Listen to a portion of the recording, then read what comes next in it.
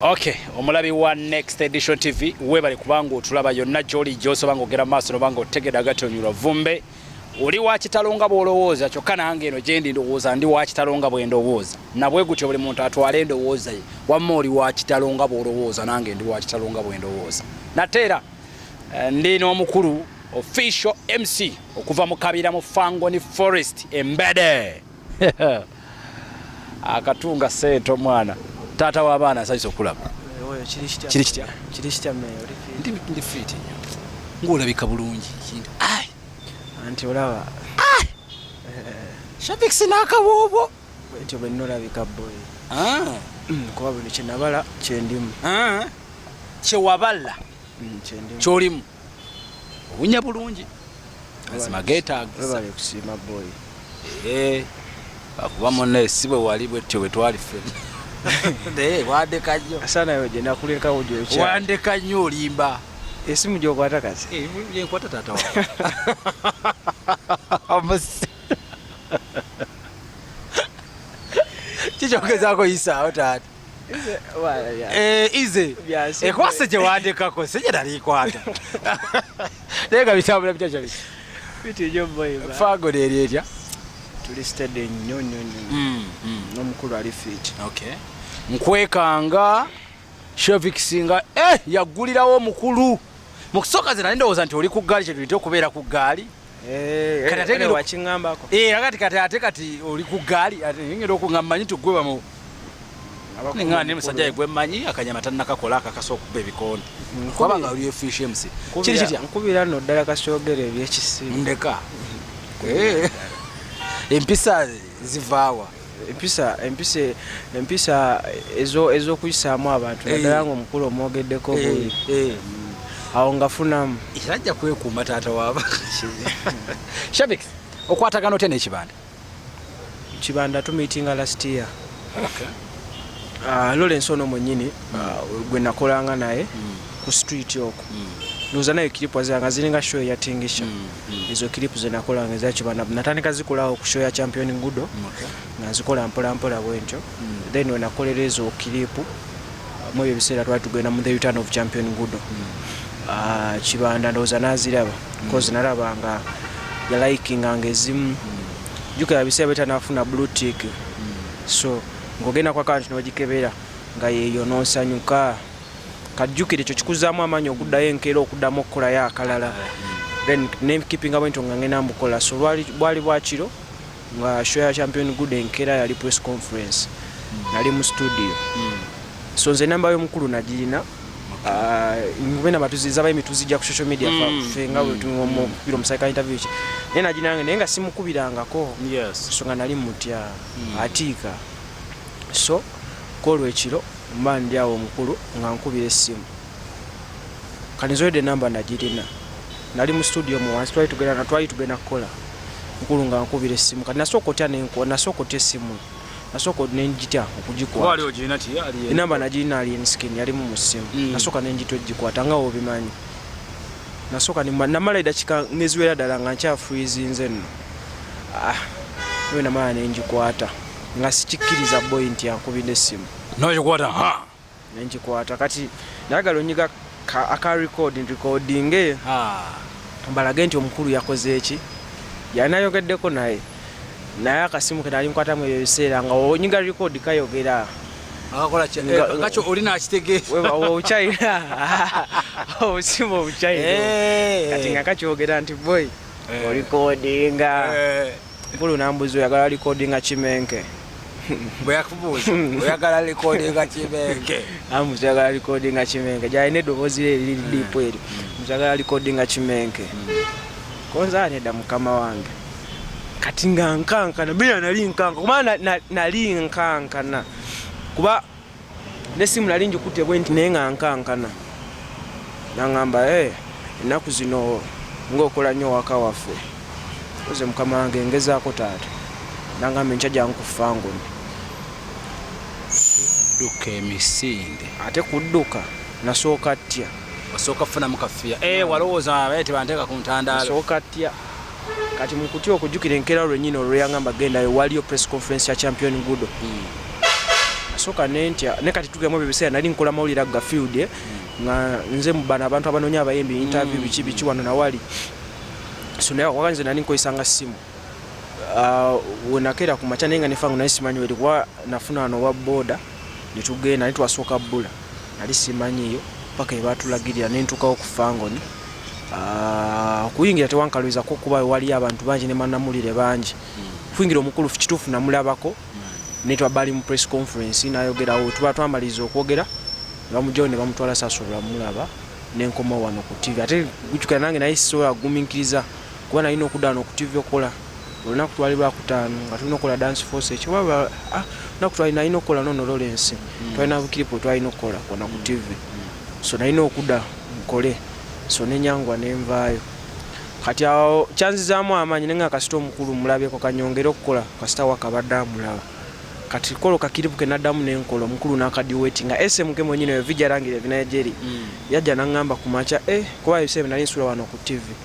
serebo SMK yajja nangamba alien yakujiduweti nze nga nalisi ne babbiraba kugenda kupejja alien ngakwendi boy agamba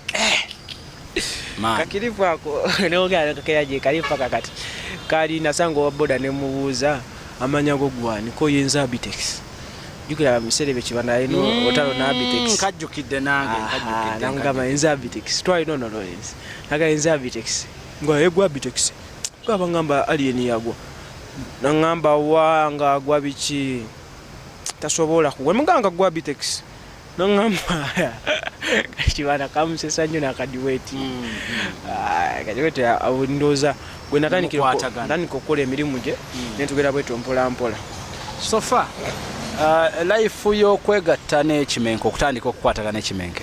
eryetya like experience yo n'ekimenke eryetya nze ng'omuntu njize bingi era nfunyemu bingi kyobalaba nga ebiseera ebisinga kinyiza nnyo okulaba ng'omuntu amwogerako bubi era mwandaba ngano ne ku TV nga ntabuka kinyiza nnyo kuba omanyi bwamuvudde ne wowe yakusanga ekiba kituufu ani wantadde kati sebo kiba kituufu kinzijako nnyo era mwebyo ebiseera nozana naye sikyakunyega kuba wali futu soja siberako futu soja wali futu soja tokikolanga futu soja kyawukana nze ndi munnamawulire ng'ojjeko ekyokubeera munnamawulire ayogera ensonga nga bwe zikuba okimanyi bulungi nti ne alien bwe twali tugenda ku Freedom City awo nali nfiirawo tugenda ku Freedom City awo nali nkola ki nfiirawo kati era of course simulina mwali mu butamanya naye ndowooza n'ekimenke akimanyi ti mmera tamulinako buzibu talina muntu gwalinako buzibu kwana ebintu ebisinga bemukola batabiraba ebyaddala ffe tumugamba ate neokyuta omugambe takiraba obudde tabulina kati gobeerawo neweesalira omusango naye nga ye takimanyi nti akulinako just gwe nga weesalidde omusangoaledde byebiseera mwanda nze kinewunyisa n'omuntu okuba nga yayogedde kwali enenkera najja nambuuza maani nze kinzijjako nnyo kikunyiriza ddala kinzijjako nnyo kuba nze alina wanzijja boy gwe kimanyi bulungi nyo nze nabeeranga wano ku TV nga nkola buli lunaku sho nga mbeerako ku mpewo kuba sho yange yokasi ebeera live naye nga ntambula paka wali katale mmengo nga tewali awadanyeza emputi Shavix wuuyo oba wakebati olwaleero abantu bakutegeera ntambulira ddala ne waba boda oluusi nga mbadde ngenda linnya boda nga size na mmotoka antwalira bwerere mwana wakibanda jalanye emirimu gyo maani oli MC wa kabi nnyo nzina abantu okulinika organizing nti ndi MC nange okufuna ekyo kintu ekiri specific kyenkola nga MC kifunye lwa kibanda sound agent asooka okukola ya boy mwe tetwabalabula oshegedde nti nange kufuna nange wengwa mba MC kulaba nti saazi nange mutasobola okulinika organizing nagamba nti egwe gundi kwa nebine bisaba binasibiramu enviri nadde manyi nti mutasobola kuntegeera nene manta akaviri kakunyumedde mutasobola asulu Shavix owunya bulungi wanjiridde njagala mpunyenti owunya bulungi era kati owunyanga basita owunyanga basita meya Shavix kimenke engeri gy'omuwaanamu n'engeri gy'omwogerako kisiimulawe ekifaananyi abamu kye bamulabiramu wabweru anti ekiriwo nti munaye yalina ekifaananyi kirala kyakulaga nanga tekifaananyi kirala kyandaga nti engeri gye njogeramu naye nga tuli ewaka si engeri gye njogeramu naye nga tufulumya wabweru okukola kyatayinza okukanga tubeere waka nti mba nsobola okufuna access emu eyogera naye naye nga tufuluma n'okukola sobola agenda namugamba nti kibanda kino nti waliwo ayogera naye nga tuvudde ewaka nti biri babikomye ewaka zino saa zebaza kukola nti Julio yekka yabasobola okwogera naye ebiseera ebisinga. Kati osasulwa nnyo like monthly kati kagambe okola n'ekibanda okusookera ddala kaŋŋambe obanga afunye passport abanga akuwadde ID nti meya saawa zino nze wendi nyinza okubanga mu bintu byensasula ndowooza mafuta na motoka manya mafuta na rent sigadde obeera awo dole nsa akimanyi naye ne baŋŋamba n'abakazi Shabix kati wafuna kiraasi wafuna kiraasi ngamba oli mbaana ba TV weegiriisa mukazi mikwano gyange baŋŋamba wafuna abaana ba TV ennaku zino weegiriisa Shabix era n'akakyala ke baŋŋamba mukazi mikwano gyange n'akakyala ke baŋŋamba kali awo ku NBS awo baŋŋamba n'akakyala kali ku NBS awo kyali wange akakyala we kali kalinga Kanyarwanda kyali wange bakayita batya kyali wange kale kaba tugambe kerini aliya kyali wange aliya baŋŋamba akamba nti ako kaategeera Shabix baŋŋamba nti meya bw'oyogera ku Shabix akaakaana akakukyayirawo anti kati gundi aliya ndabyeko nga nkyali naye omwana akwagala nnyo oyo bwati anti kati aliya yandabyeko nga nkyali wansi wano nenfaanana gye nali nfaananamu kati nakati wentuuse mweyagala sikweyagala mulaavu aliya kyali wange nnyo anyambako nnyo mu bintu ebisinga ebyokubina ebirala tebirimu nedda singa twasaba abaana bagatema ne baga Shabix kati akaana kaliya senga wayi singa twasalawo tweyagale nti byamukwano yesike kakubiddeko naawe akaana ak'obuwalawo nga jjawo kisike nabyoyogera nakaawo nti kyali wange kale ampa advise bintu ebisinga kuba yaludde mu media bintu ebisinga ampa advise nange wendabe ne mu advise naye singa twali tweyagala singa tekikyaliwo ekyo singa ekyo kikoma kuba nze abantu abatera okunyambako mu bulamu mbate mbasobola mwagala oli ku fangoni munda ebintu byetugenda okubuuza ebimu tumanyi tubijja ku muntu omutuufu ntabye nalaba waliwo abaana bano ba diehards abeewa bweru w'eggwanga nalaba Joka yakomawo wano mumwaniriza abaana bano bemwaniriza bakomawo what next naddala nga babadde badefenda baaliyeni ba team fangoni abo bemubaaniriza what next do you pay them like nti bino byebakola mbasasula one love era bakomawo kyekiddako omuntu okwagala tekyetaaga kusasula wasubira nti bafaaniwo bonna olina bowa ssente kuba nawe content wo wonna gwokola abantu abali obwera abakola ba house managers era bwe bakomawo oba meetinga kubeera sisuubira nti buli akomawo ogenda n'owebaka naye osegedde mpozi ng'okikola nga simanyi kibadde kyetaagisa mpozi ng'okikola nga simanyi toyododa interview yaffe tudde ku bulabwa gwekubuuziza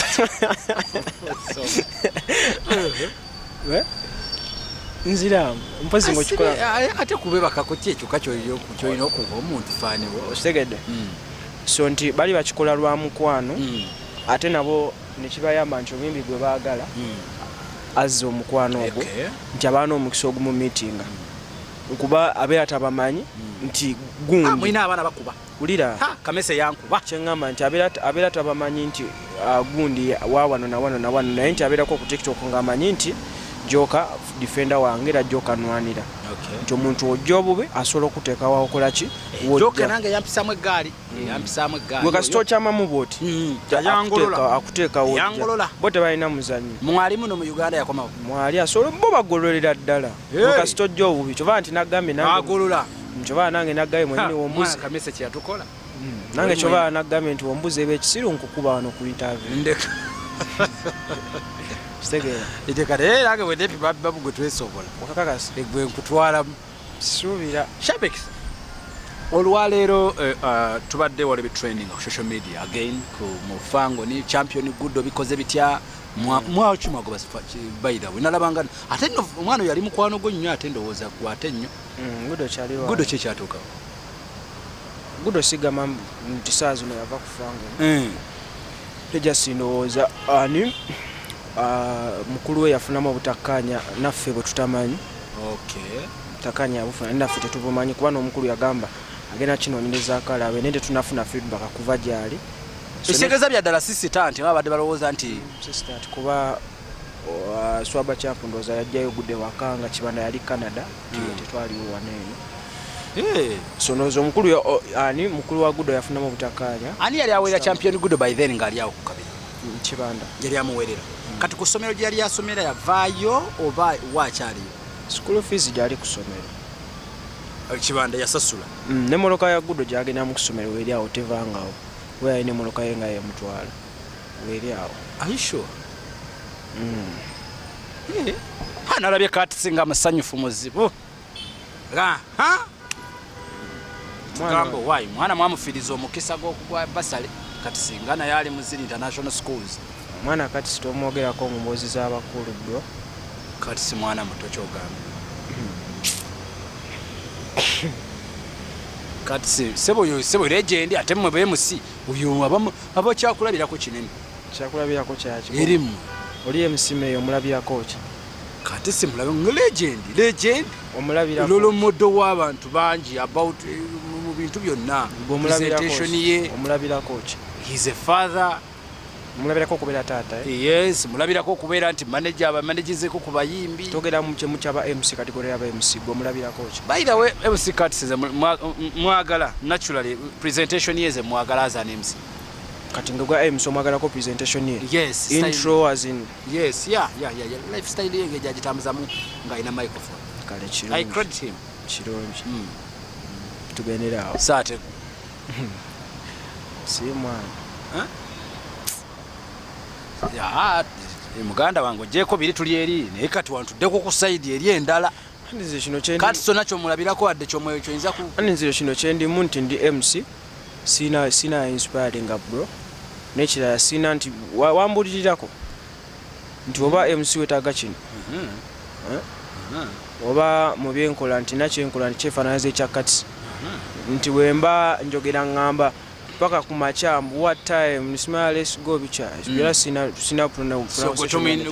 toyina kyomwegombako sina ebyadda kati mwegombe kochi gobola banze mwegombe kochi amaanyi ku internet mukyagayina gali genyinaga gobola baki kubanjukira nasemba kuja baba bookings bichinga traffics naku zino kiri kitya kasente mulira dda bookings ennyingi bakuba nti kyetulina nti yengo omukulu alina mu categories mu bivulu bya performingamu titaperforminga mabaala kuti ebyo tabi performing kimeke ta performing amabaala so sho chena za ta performing ako nebifo bya katinga Kampala tam performing amu for now are you sure mwana mukapata performing amu ta performing awo so just alina categories z'ebintu bya performing iramu so that's why ntolabe biseera ebisinga shows tubiramu na nyingi mwezi naye eziri categorized tusologama nti tugendagenda tumutwa gundi so wantu kati tugeze nti newoba wena milioni 4 ng'omutwala Masaka nga yavaayo omwezi ogwedde taddayo mukichenjawulo ekiriwo nti yakategorizinga mpulira mulanga independence day kitegeeza ki ekyo kimuli mukulanga ekyo independence ya fangu kyekitya lunaku ndowooza fangu nilweyawula ku bafutu soja tubayite bafutu soja kuyo ebiseera twali twakava ndowooza muki nga munaana ndowooza lunaku Kibanda webayagala webayogerera ebingi awo nga bagala bagenda muteeka wansi kati balowoleza nti wanuupu nabagala siri wanuupu kwolwo olunaku tegeeza Kibanda si wanuupu talina kibiina kyalimu talina kibiina ali mu kibiina kiba ki FUP Family Platform naye nga talina kibiina kyalimu si munnabyabufuzi ate gwe tomulaba nti era agenda nayimbira abagundi najja nayimbira wa muhoozi mpuuga kwegabo naye just fe tulina moto yaffe twagala ssente kati independence kyekibaawo basho egenda kubeera sho kijabali no kusaidia abafani bo bagala kucelebratinga mukulu kumala mwaka mulamba ngali independent yengo omuntu nga talina muntu kuba bali bayagala omufuga bagendere ku bye baagala kibatakkiriza so bafani bo bayozayoza omukulu okumala lino ebbanga lyonna eri mwaka ogumu ngali independent ate nasigala nga ayimiridde nasigala nga akyali Shavix kozi mufumbo si mufumbo leka Shavix bamuzaala akiriza banzalawo namagunga mukono olina ekirowoozo nawe oyinza okuyimba gye bujje sikyagalanga nako newe nsanga comment gundi yange ngamba osobola oyimba njidiritinga kayimba kike muyina mufango nennaku zino akaliwo sofa hakuna matata lwimbo luliko hakuna matata lweluliko sofa luliko lupya ne video bagitadde naku nga nnyo emabega Shavix jagala kwerekeza nga siraba kwerekereza ng'oggyeko ebiriwo bitambula mawulire kyekirala kyemukozesezza okuwangula abageza ababalumbalumba nade abalumba akabira kodiyo kyako akalya okubanga na up to now mukyali kubeera nakwagala kwa ddala n'okubeera nga n'omuntu gwe tuli naye alina byatutuusizzaako nti waliwo okuwagira omwimbi kwanza empagidde abayimbi bangi wandabanga nabembi natambulanga nabo naye nga tewali kikyuka naye kati nze saawa abe sound zange zibeera ku TikTok ezitrending nkola sound over sound nga 2 week ne sound ezo buli sound eri worth sente nyingi naye nga singa sikibana singa ezo sound sizikola kwa sound je nasoko kolera ddala ze sound ze abantu ze balabidde ku sound za kibana era tuvola nti agamanya lonkolera akalanga okola aka alien kusegeera kibano mfunamu ebintu bingi ye mwenye asobola kwata akasente nakuwa naye mwenye ino fubula bango okola bintu ebabali kyo bati nze situla mbera nkola Good Life Ed mwaya ukalira ddala simumanyi man tomumanyi Good Life Ed simumanyi aisho simumanyi nekimenke naye kyogamba tamumanyi simanyi Good Life Ed tomumanyi simumanyi ya okay simumanyi sibula abatulaba boy kyakabe man mwe bali kwagala kibanda bameni tulemezemu Shavix MC the generation MC representing found for KBS TV Masoko Lutimbe so kiriwe kiti wamma Polo kotero konjoga nange pamu ka freestyle awo nga bo wana mu gundi nange soko soko tukange mukowa me yabichi nawe nkanga mwawo sirero man kala ko kusaga mpeo nyingi aleka kusaga kwata microphone kwata microphone mpeo nyingi anti nkanga mukonkanzemu nange nkateke ku TikTok mpeo nyingi soko kange mtu baba boy ako anyway MC Mayor the baddest representing 256 tingisha vibes unstoppable untouchable ibadi wicked ibadi toughest man like a stamina star Mayor boy wakabi kasitatuke wa mu kitundu kya mwengazo kola tingisha manya atuse manyaze biba byadalanga bitanise tukira ku mulama kwato omulamwa byeyo Shavix soy maji oli maji kakaseti keko kale ababadde batugoberera ino faje twatandikire ntusa wano mukirize mbasibuli wano nakolwayo next edition TV of course mbadde no mukwameta Shavix MC ate official MC wa Kibanda mukabira eri mufango ni forest akati bwe nabadde bagati meya mulu ketandise no official MC hane Kibanda